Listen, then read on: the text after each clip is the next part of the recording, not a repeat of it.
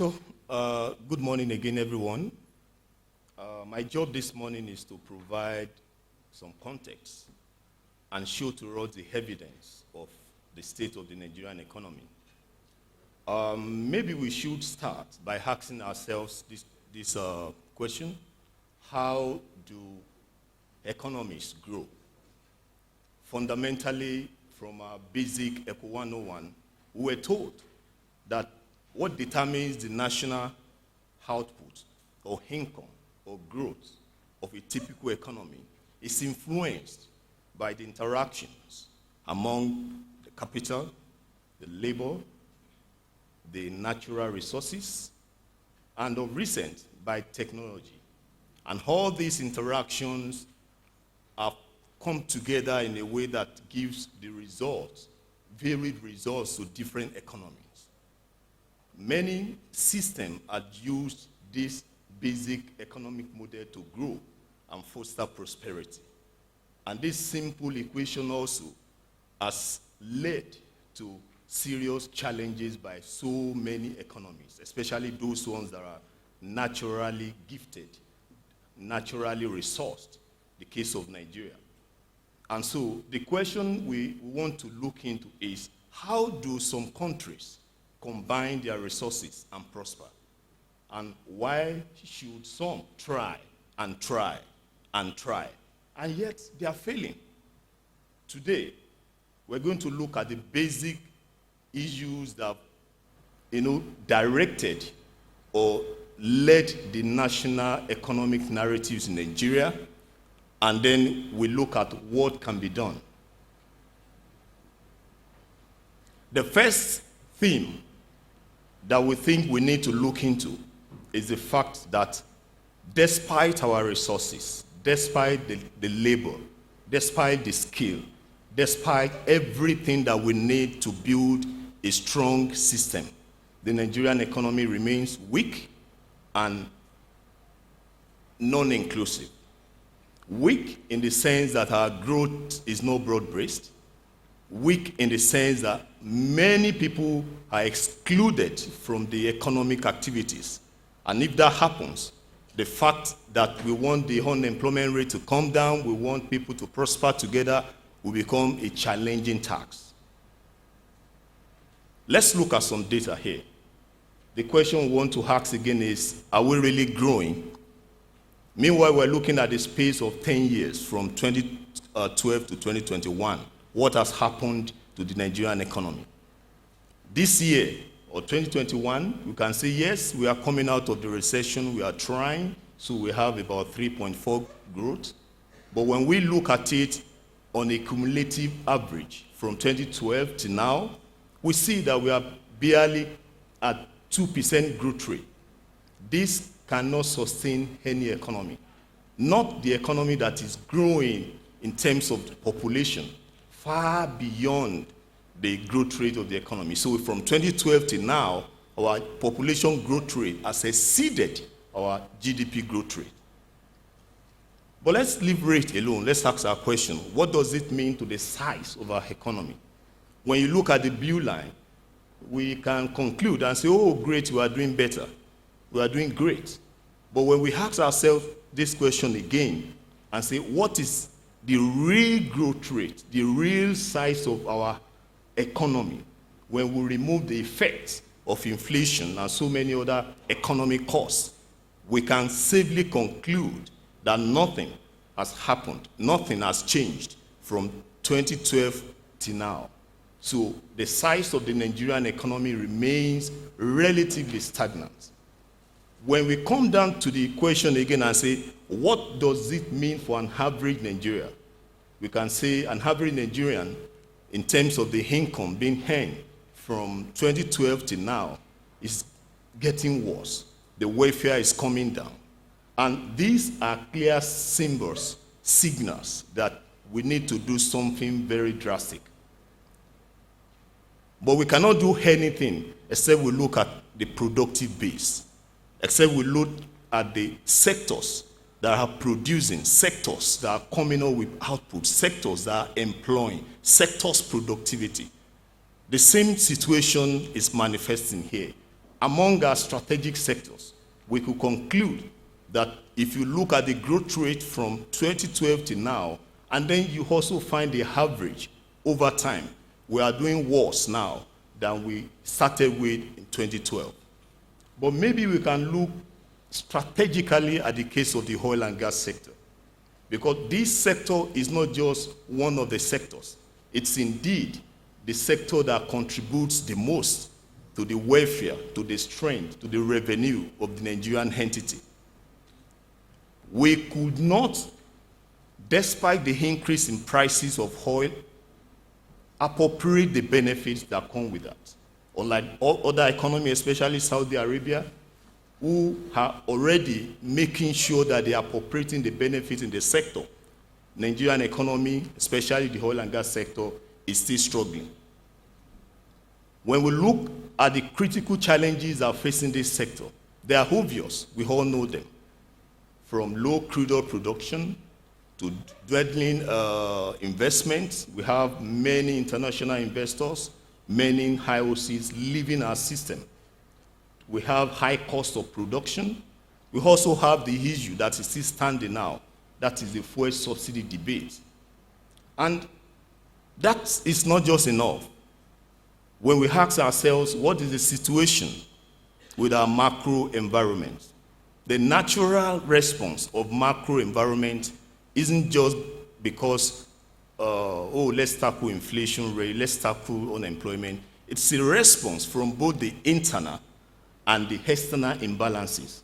So when our external performance is weak and our internal productivity is weak, the reflection will be on our macro instability.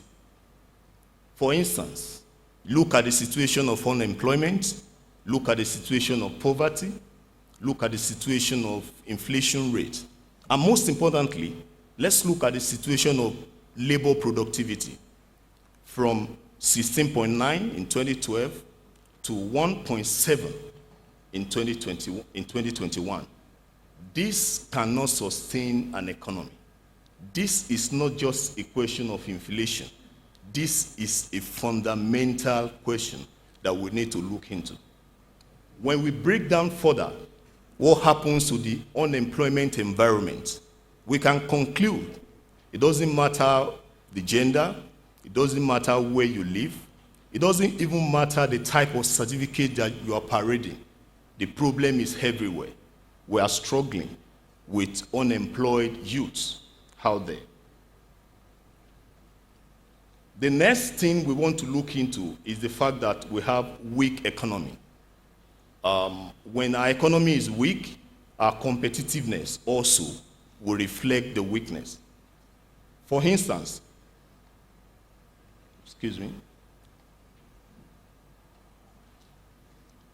if we look at the situation of Nigeria's performance among 133 countries surveyed with respect to the complexity index. Meanwhile, the complexity index shows how sophisticated your exports, your products, your production base, your productivity, how sophisticated, in a simpler term, are they, and how can they compete globally?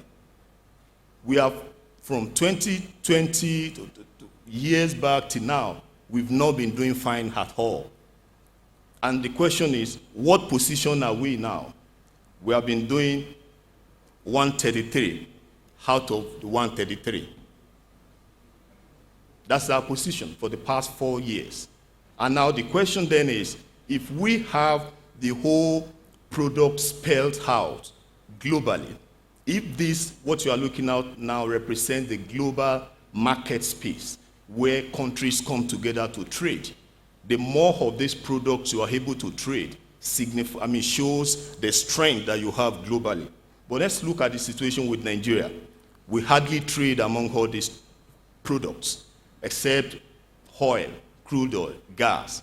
This shows that our economy or our products are not competitive. And the next one is infrastructure. We've talked a lot about infrastructural development in the social sector. We need to look critically into this also. And the last one, the national security. We are not just going to sit down and assume that the economy can function on its own without a sense of security among the people of Nigeria. And the fact that this is a main factor that drives growth and competitiveness and development shows that we need to consider this now. But let's stop all this identifying the problems. Let's look at what can be done. I know we all know the data. We are all familiar with what the situation is. But the question is, what can we do now? How do we change the game? In this next 10 years, as it has been said, how do we change the game? What do we need to do that will make a new Nigeria emerge? The first thing is the fact that we need to rethink what socioeconomic development outcome means for an average Nigerian. For instance, we know that of American dream. When a child is born, you know what is in for you. You already know how the nation, the state is taking care of you. What do we have for Nigeria? What is the plan for that child that is born? How do you know when you have your children in Nigeria, these things are provided for them? A job, quality education, level playing field, security, and so many other basic factors.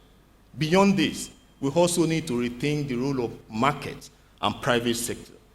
When markets are highly regulated to the extent that they become inefficient or ineffective in performing basic economic activities, such an economy cannot grow. We need to ask ourselves, we need to look at the role of market in developing our nation. What do we see to the market reforms? How do we price our products? The issue of subsidies and so many other commodities are hanging between should we continue to pay subsidy or should we expose it to the full market? These are critical questions that we need to look into before we can have a dream of a new Nigeria that we all desire. We also need to deepen sectoral reforms to support broad-based and competitiveness. We should make sure that we have value addition, value added, and in a way that sectors are interlinked. It's not unsurprising when you look at the structure of the Nigerian economy. For instance, you look at agriculture, that seems to be the leader of other sectors in terms of the contribution to GDP. But in that sector alone, you will discover that crop production, one of the subsectors, happens to be the major contributor of this growth, about 90%. That is not broad-based. That is not competitive. We need to look down and ask ourselves, what resources do we have to make sure that everybody, every sector has the access to contribute to the system? And the next one also is the fact that we need to look at the new model for integrated national development. We've had a long talk about the federal government, the national government. We talk so much about what the national is doing, but we don't look at the subnationals. We don't look at the competitiveness at the local level. We need to have a model that look into the collective development among the subnationals that we have in the country. And the next one is that we need to look again into strong social development. Markets needs to be carried along in our social interventions. We should stop throwing money that will disappear after some months and develop a system that will make sure that people are not just being given what to eat, but they also learn how to feed themselves. The next one is the fact that we need to develop workable and inclusive national security strategy in all dimensions, not just in terms of the military aspect, but also in terms of food, in terms of health, and in terms of every security challenges that we're having as a nation. As a nation, we are faced with the unique opportunity to learn from and reflect on economic management and policy choices that led us where we are today, and be ready to take tough choices to build and build better. Thank you very much.